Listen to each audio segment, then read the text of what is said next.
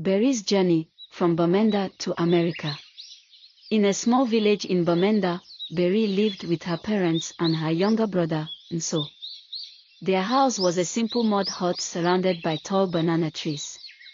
Life was hard, but Beri was happy. Every morning, she helped her mother fetch water from the stream and cooked porridge for breakfast. Beri loved school. She dreamed of becoming a nurse so she could help sick people in her village. Her teacher, Miss Tabitha, always said she was smart. Beri's favorite subject was English, and she often practiced speaking it with her friends. One day, while Beri and her classmates were studying, they heard loud noises. It was gunshots. Everyone froze in fear. Miss Tabitha told the children to hide under their desks. Later that evening, Beri's father explained that fighting had started between soldiers and rebels. "Stay inside the house," he warned. The war had reached their village. Days turned into weeks, and the fighting got worse. Soldiers burned houses, and people ran into the bushes to hide. Beri's family could no longer go to the farm to harvest food. Hunger became their new enemy. One night, rebels stormed the village. Beri and her family ran into the forest with nothing but the clothes they were wearing. The forest was dark and cold. Beri hugged her brother tightly to keep him warm. In the forest, they met other families who were also hiding. Everyone looked scared and tired. The adults whispered about how unsafe it was to stay in Bamenda. "We must leave," Beri's father decided one morning. "We will go to Douala. It's safer there." Douala was a big city far away from the war. The journey to Douala was long and dangerous. Beri's family walked for days through the forest. They avoided main roads because soldiers and rebels were fighting there. They finally reached a bus station in a nearby town. Beri's father sold his watch to buy tickets. The bus ride to Douala was uncomfortable. It was overcrowded, and the heat was unbearable. When they arrived in Douala, everything was different. The streets were noisy, with cars and motorcycles everywhere. Beri had never seen so many people in one place. Life in Douala was not easy.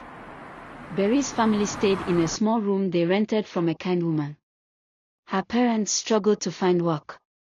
They often ate just one meal a day. Beri missed her school in Bamenda. There was no money for her to go to school in Douala. Instead, she helped her mother sell roasted peanuts by the roadside. Every evening, Beri would sit by the window and watch planes fly overhead. "One day, I will travel far away from here," she whispered to herself. Months turned into years, and Beri grew older. She learned how to braid hair and started working in a small salon. The job paid very little, but Beri saved every coin she earned. One day, she met a woman named Auntie Grace at the salon. Auntie Grace had traveled to America and told Beri about the opportunities there. "If you work hard, you can make a good life for yourself," she said. Beri couldn't stop thinking about America. She wanted a better life for herself and her family. "How can I go there?" she asked Auntie Grace. Auntie Grace explained that it wasn't easy. Many people traveled through Mexico to reach the United States. "It's a dangerous journey," she warned.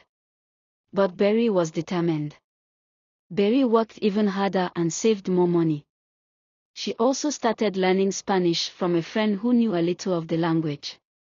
One day, Beri told her parents about her plan. Her mother cried. "It's too risky," she said. But her father nodded. "If this is your dream, we will pray for you," he said. With the little money she had saved, Beri paid a travel agent who promised to help her. She left Douala with a heavy heart, hugging her family tightly before boarding a bus. The journey to Mexico was long and terrifying. Beri traveled through several countries, often in overcrowded buses or trucks. Sometimes, she walked for hours under the hot sun. In one country, she was stopped by police who demanded money. Beri gave them all she had left and prayed they would let her go. When she finally reached Mexico, Beri joined a group of other travelers heading to the United States. They planned to cross the border together. The group had to walk through the desert. The sun was scorching, and water was scarce. Beri thought about giving up many times, but she kept going. One night, they heard helicopters flying overhead. Border patrol agents were searching for migrants. The group hid behind rocks, holding their breath until the helicopters passed. After days in the desert, they finally reached the border. Crossing it was the hardest part. Beri crawled under a fence, her heart pounding with fear. When she finally made it to the other side, Beri cried tears of relief. She was in America, but her journey was far from over. Beri was taken to a shelter for immigrants. She was tired, hungry, and scared, but she was also hopeful. At the shelter, Beri met kind people who helped her. They gave her food, clothes, and a place to sleep. Beri found work cleaning houses. It was hard work, but she didn't mind. She was grateful to have a job. She also started taking English classes at a community center.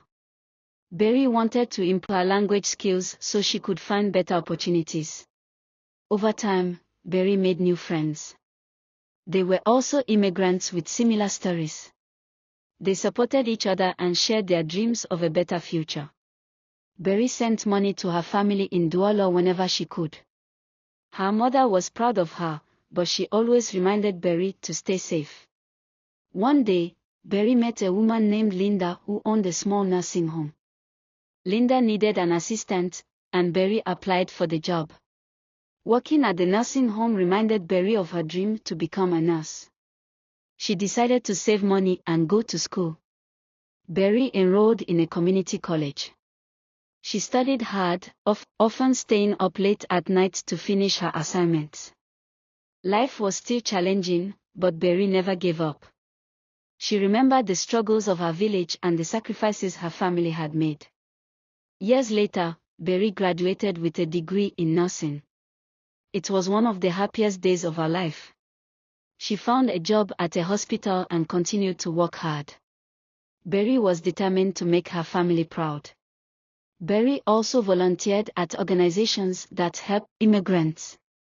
She wanted to give back and support others who were going through similar struggles. One day, Beri was able to bring her family to the United States. Seeing them again after so many years was a dream come true. Her parents were amazed at how much Beri had achieved. Her brother, Nso, now a teenager, looked up to her as his hero. Beri's story inspired many people in her community.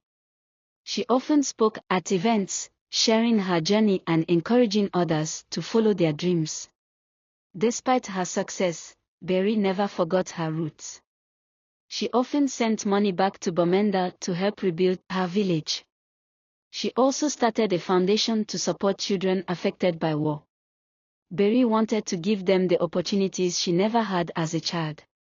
As the years passed, Beri's life continued to improve.